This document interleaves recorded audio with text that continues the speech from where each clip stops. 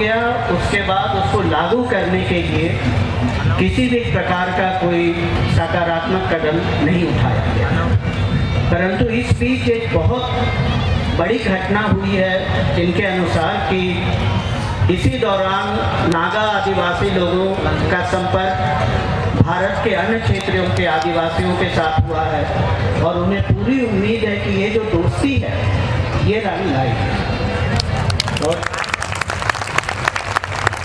ये कह रहे हैं कि जब हम वापस जाएंगे तो आपके जो संघर्ष हैं उसके लिए ये प्रभु से सफलता की कामना करेंगे और आपसे भी दरखास्त करते हैं कि आप भी अपनी प्रार्थनाओं में इनके संघर्ष के विषय में प्रार्थना जरूर करें।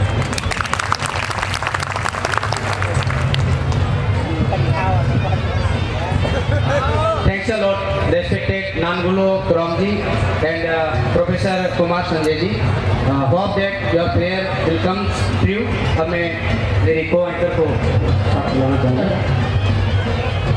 एक सूचना है, ये जो सामने सांस्कृतिक मंच है, मेहरबानी करके उस मंच झुक गया है आपके ज़्यादा लोगों के उसके ऊपर बैठने से, उस मंच को तुरंत खाली कर देवे और वहाँ पर बैठी हुई जो टीम है सांस्कृतिक दल का जो नामांकन कर रही है वहाँ पर 4 स्वयंसेवक चाहिए, तुरंत प्रभाव से उनको 4 स्वयंसेवक भेजें और एक संतोषी पावरा जहाँ कहीं भी है वो सांस्कृतिक सूची जो बना रहे हैं शाम के सांस्कृतिक कार्यक्रम की, तो सूची बनाने में लिखने कार्य में उनकी मदद करने के लिए संतोषी पावरा भी वहाँ पहुँचे।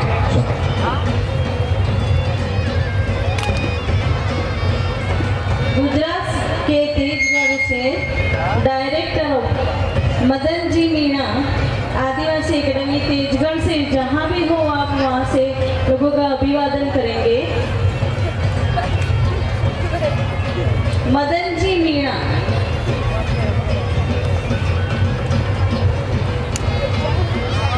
मदन जी मीणा जहाँ पे हो वो आगे आए। आदिवासी एकेडमी तेजगढ़ गुजरात।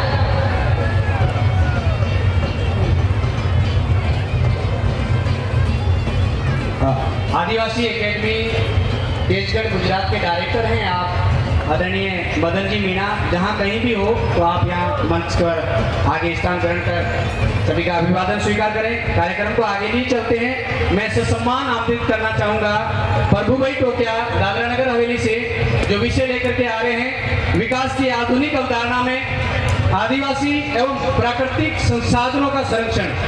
स्वागत है प्रभु भाई टोकिया दादरा नगर हवेली।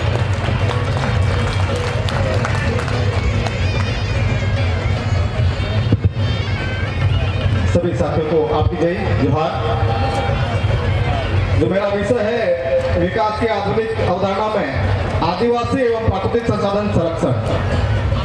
साथियों, आज देखा जा रहा है कि आदिवासी विस्तार में ज्यादातर विकास खुलकर विकास की बात होती है, चाहे केंद्र की सरकार हो या राज्य सरकार में, जहां कहीं भी अगर बात होती है तो आदिवासियों के विकास और उत्थान की बात होती है और बात होती है आदिवासियों को लेकर जो मेन स्ट्रीम में लाने की बात की जाती है, हमेशा आदिवासियों को सुधारने की बात की जाती है।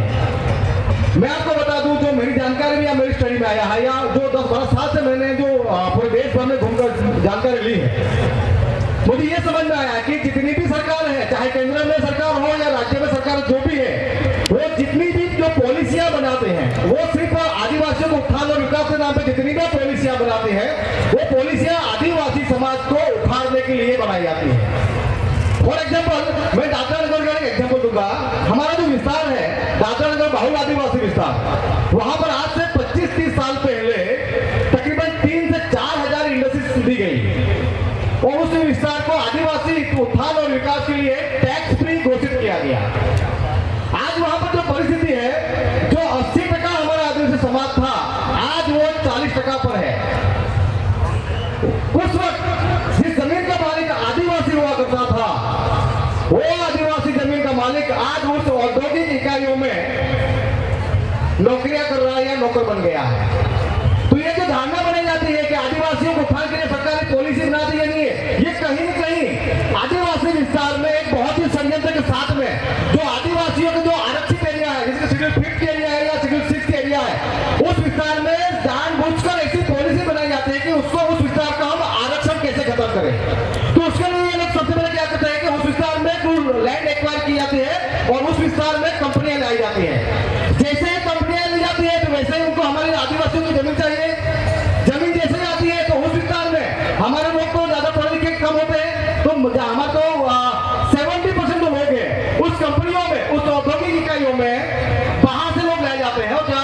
आदिवासी होते हैं। और जो शेड्यूल एरिया होता है, अगर वहाँ पर 1,500 से 2,000 की बस्ती होती है और वहाँ पर बिना आदिवासी समाज जैसी एक कंपनी आती है, तो एक कंपनी के पीछे कम से कम 500,000 लोग वहाँ पर आते हैं और वो रोजी रोटी कमाने आते हैं और हमारे लोग उसमें मजदूर हो जाते हैं। और जैसे ही उस विस्तार में कंपनी आ जाती है